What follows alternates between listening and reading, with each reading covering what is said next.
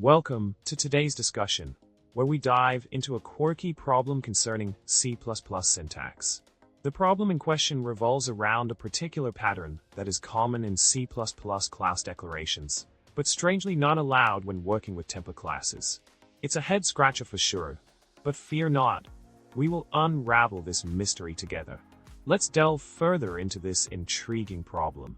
Now, let's talk about the solution to our problem. The key lies in understanding why the specific syntax code template and LT, type name TNGT, struct s, struct nest and next s code is allowed in C++.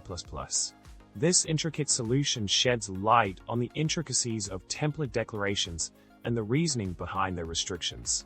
By adhering to the guidelines set forth, we can navigate the complexities of C++ syntax with ease.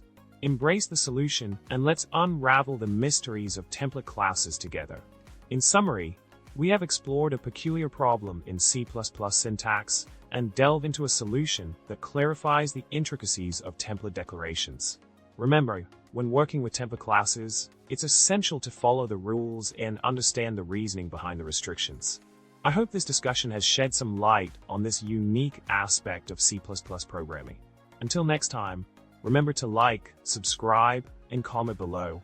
Keep coding and stay curious.